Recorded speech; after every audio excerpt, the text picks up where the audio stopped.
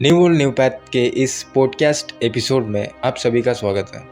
आज हमारे साथ आयुष्मान सतीश नगराड़े जी मौजूद हैं। उनसे हम कुछ ऐसे सवाल पूछेंगे जिनके जवाब काफ़ी सारे लोगों को के जीवन में मददगार साबित होंगे। चलिए शुरू करते हैं आज का पॉडकास्ट। नमस्कार सतीश जी, हमारे शो में आने के लिए आपका बहुत बहुत शुक्रिया। आज हम आपसे कुछ सवाल पूछने वाले हैं। हमारे प्रेक्षकों को अपनी रोज़मर्रा की ज़िंदगी में कुछ मददगार साबित होंगे। हाँ, मैं कोशिश करूँगा कि जो मेरे जवाब हो वो आपके प्रेक्षकों को अपने जीवन में काम आए। प्रयत्न करूँगा ऐसे जवाब देने के। Thank you very much. तो चलिए फिर शुरू करते हैं आज का पॉडकास्ट। इंसान को मतलब एक आदमी को, एक व्यक्ति को अपनी जीवन कैसे जीना चाहिए? लाइफस्टाइल के बारे में सवाल पूछ रहे हैं कि व्यक्ति के जीवन का लाइफस्टाइल कैसा होना चाहिए। आपके जीवन का लाइफस्टाइल कैसा है? क्या आप उससे संतुष्ट हो? तो आपके जीवन का लाइफस्टाइल कैसा है? आप सभी से सवाल है कि आपके जीवन के लाइफस्टाइल से आप खुश हो या नहीं। अगर खुश नहीं हो तो आज ही बदल दो, क्योंकि मेरा मानना है कि जो इन्होंने प्रशांत जी ने सवाल पूछा है कि व्यक्ति के जीवन का लाइफस्टाइल कैसा होना चाहिए, उसका लाइफस्टाइल ऐसा होना चाहिए कि वो अपने जीवन में उस लाइफस्टाइल से खुश हो और अपने जीवन में कदम दर कदम सफलता और प्रगति की ओर बढ़ते जा रहा। अगर ऐसा नहीं हो रहा है तो आप गलत रास्ते पे, और अगर ऐसा हो रहा है तो आपकी मंजिल से आप दिन ब दिन करीब आते जा रहे हैं। कि व्यक्ति को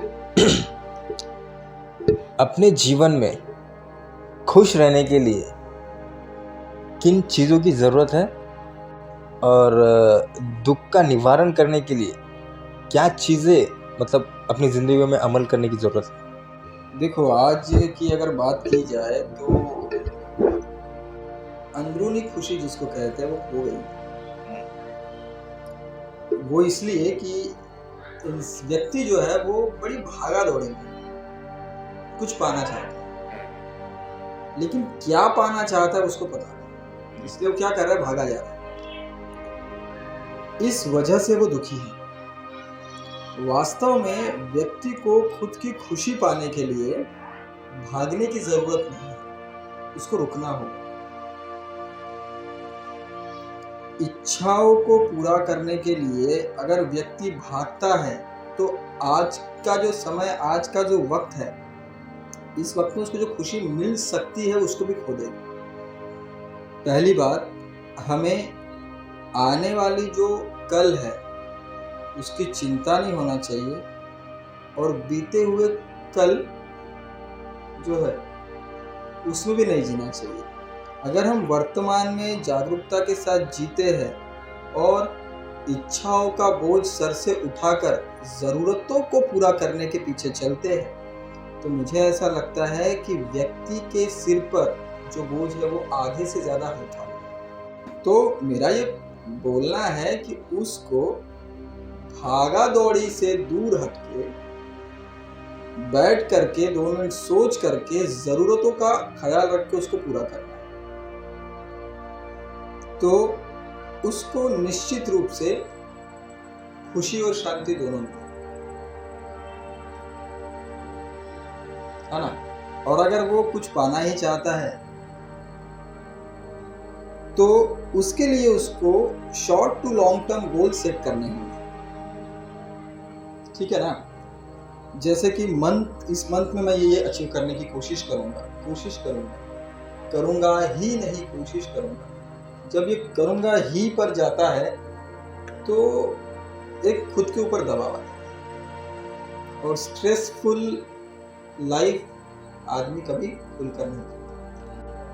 नेचुरल जीने के लिए उसको अभी जो पल चल रहा है इस पल में जीना चाहिए, वो जरूरी है। अगर वो खाते समय ऑफिस जाने में लेट हो रहा है का सोचेगा, या ऑफिस में वो काम का सोचेगा, तो वो जो खाना है वो तो खा नहीं पाएगा। खा भी लेगा तो वो कोई काम का नहीं। तो जो फुल कंसंट्रेशन के साथ ध्यान से जाग करके जीना है, भागना नहीं। तो ये एक हो सकता है कि हम किस तरह माइंडफुलनेस के साथ खुशी से जीवन बिता सकते हैं, दुख के बोझ से ऊपर उठ सकते हैं। और भी हो सकते हैं, लेकिन मैं ये मानता हूँ कि अगर इस तरह का जीवन जीने का प्रयत्न करें तो बहुत सी समस्याएं कम हो जाएंगी। ये जैसे कि सतीश जी ने बोला था थोड़ी देर पहले कि भविष्य की चिंता, भूतकाल का जो आपके साथ जो बुरा हुआ, जो अच्छा हुआ, मतलब वो सोच में ना पड़े रहे आप। जो वर्तमान में है, अभी आपके पास जो वक्त है उसमें जिए। इससे आपको थोड़ी बहुत शांति मिल जाएगी और खुश रहेंगे आप। आपसे अगला सवाल ये है कि व्यक्ति को अपने मस्तिष्क में चल रहे विचारों पे, मतलब कुछ अच्छे विचार या बुरे विचार, तो बुरे विचारों पे कैसा संयम पाना है, इसके बारे में आप ये लैक ऑफ कंसंट्रेशन का परिणाम है, ओवर थिंकिंग जिसे हम बोलते हैं। ठीक है, आज के समय में इस समस्या से लगभग मैक्सिमम लोग, मेरे हिसाब से तो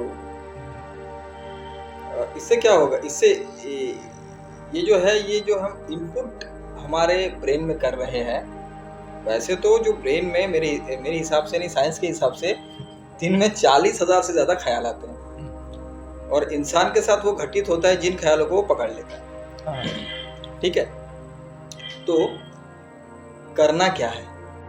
सबसे पहले, जैसे मैंने आपके दूसरे सवाल में बताया कि जागकर जीना, हम बच्चों को बोलते हैं ध्यान से पढ़ो, लेकिन कभी उस बच्चे को बताया कि ध्यान से पढ़ा कैसे जाता है? बताया कभी? नहीं, वो ज्यादा डिफरेंस है इसमें। हाँ, अब वो बच्चा है, उसको ध्यान से पढ़ना समझ में आता है?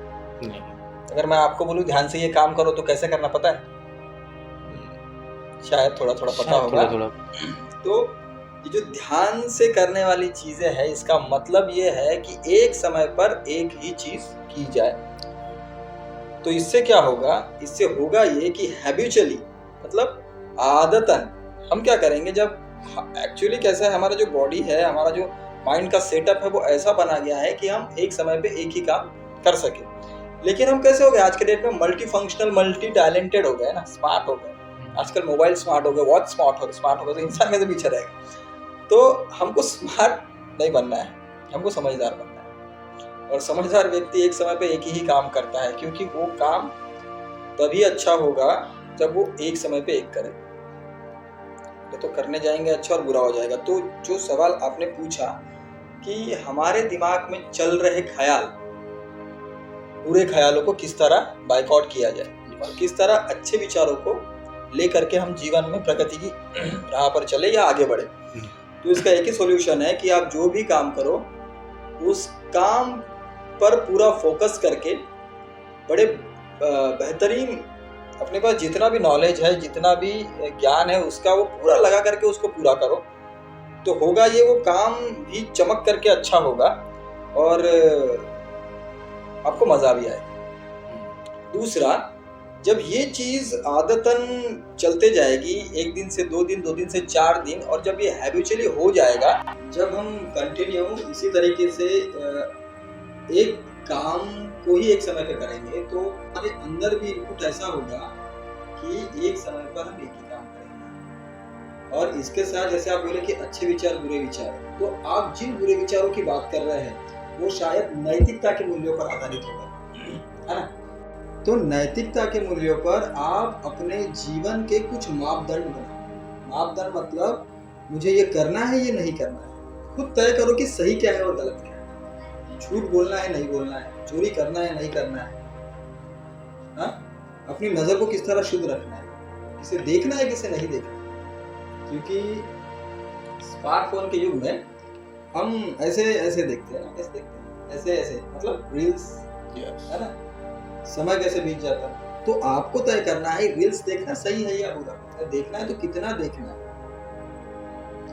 इस चीज में। और एक चीज जोड़ दो, किसी भी चीज की अति मत करो। अति तो हमेशा बुरी होती है ना। तो जब इन चीजों के साथ साथ आप आगे बढ़ोगे तो यकीनन आप स्वयं के मन पर काबू पा सकोगे और अच्छे विचारों को ग्रहण करके आप उसको अपने दिमाग में संभाल करके रख सकोगे और बुरे विचार अपने आप जाते। तो ये आपके सवाल का जवाब मेरे हिसाब से पूछ सकते। बिल्कुल यही उम्मीद थी हमें आपसे। ये जो जवाब था ये बहुत बारीक चीज़ों से, मतलब ये सजावटी जवाब जो है बहुत बारीक चीज़ों से सच के हैं, और इसको जिसने अच्छे से कंसंट्रेट से जो सुन के अमल करेगा अपने लाइफ में, उसकी जीवन एक सुखद, एक शांत दौड़ेगी। एक आखिरी सवाल आपसे, इंसान को, व्यक्ति को अपने जीवन में कैसे लोगों से दूर रहना है और कैसे लोगों के संगत में रहना चाहिए, इसके बारे में हम आपसे जानना चाहते हैं। ये जानने वाली बात तो है नहीं, ये हर व्यक्ति जानता है कि उसको कैसे व्यक्ति के साथ रहना है, कैसे व्यक्ति से दूर रहना है। देखिए कैसा है, हम ऐसे लोगों से जनरली दोस्ती करते हैं जो हमारे समान हो और हमें परेशान ना करते हो, इससे हमारा काम आसान होता हो। लेकिन ये सही नहीं। कबीर का एक दोहा है, निंदक नियरे राखिए आंगन कुटी छवाए। निंदक नियर, इसका मतलब ये होता है कि ऐसे लोग जो आपकी बुराई करते हैं, जो आपके अंदर बसे बुराई को बाहर निकाल के बताते हो तू ऐसा है, आगे क्या बोलते हैं, बिन पानी साबुन बिना निर्मल करे सुहाए। इसका मतलब यह है कि साबुन और पानी के बिना आपको निर्मल है ना। तो देखिए कबीर उस दशक में ये कहा था जो आज भी सभी लागू होता है। तो मैं भी उसी कबीर जी के मार्ग पे ही आगे बढ़ने के लिए बोलूंगा कि ज्यादा मीठे लोगों के साथ रहोगे तो शुगर हो जाएगा। ऐसे लोगों के साथ रहोगे तो तुम्हारे बुराई पे तुमको डांटता हो और तुमको जिस तरह छाननी से छनकर हम कोई भी चीज को छानते हैं तो क्या होता है, कंकड़ ऊपर रह जाते हैं और या वो जो सूप था पहले के जमाने में पटक पटक कर उनको, इसी तरीके से है ना। तो ये तो तय कर सकता है हर एक व्यक्ति आज के समय में, इतनी बुद्धि सभी व्यक्तियों के पास है। तो बस ये समझ करके अगर चलोगे तो अच्छे दोस्त आपको। हाँ लेकिन एक और बुद्ध ऐसा कहते हैं कि जो व्यक्ति अति प्रशंसक, जो व्यक्ति ऐसे समय पर जो तुम्हारे पैसा देख करके या जैसे शराब वगैरह का सेवन अति रात्रि के समय में तुमको भटकाता हो, ऐसे व्यक्ति से सदा दूर। ऐसे व्यक्ति जो दुख में सहायता करता है, भले सुख में ना आए लेकिन जो दुख में सहायता करता है, जो सत्य बोलता है, पहचान तो है ना सच कौन बोलता है, झूठ कौन। तो इस तरीके से भी आप अपने दोस्त का चयन कर सकते हैं। Thank you very much. इससे मैं ये उम्मीद करता हूँ इन उपदेशों से कि हमारे दर्शकों के जीवन में कुछ सुधारा जाए। जो दुखी हैं उनको ये उपदेश काम में आए, ऐसे मैं अपने मन में एक अच्छी सोच रखता हूँ। बस धन्यवाद आपका। धन्यवाद सर। शुक्रिया सर बुलाने के लिए और मेरी सारी बातों को सुनने के लिए आपका भी शुक्रिया। आपका भी शुक्रिया हमारी बात सुनिए।